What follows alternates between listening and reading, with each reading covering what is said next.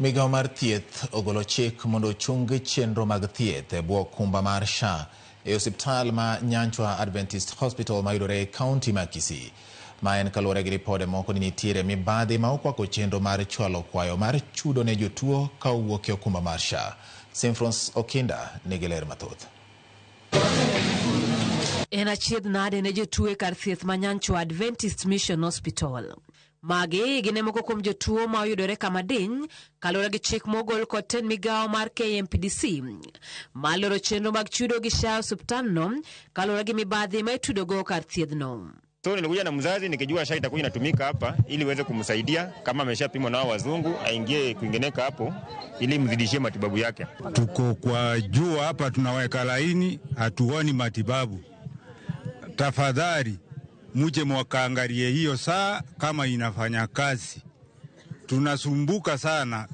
Barua mondikre osiptandno itude gi chwalo kwayo mag chudo mar SHA ka kuom adieri to thieth ne ok otim mowinjore agulu no chul. Kaluwore gi chikno, osiptal ma Nyanchwa otam ni kik chiw thieth e bwo SHA kuom ndalo 90 ka nonro pod dhi nyime.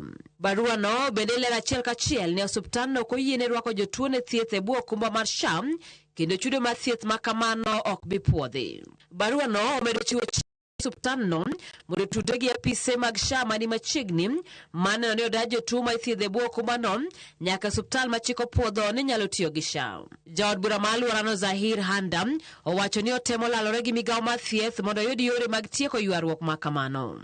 Tend osiptandno kata kamano oseyo jatich margi machon ma gichich ni ema ochwalo mach e wi wach ma kamano. SHA portal was closed, claiming that there are claims of fraud in the hospital. We as Nyanchwa, we are asking that if in any case investigations are done and those cases are found, that is when we could have maybe adhere to the letter. But as the Mission Hospital, we say that we don't have such claims. Simfrons Okinda, Ramogi TV.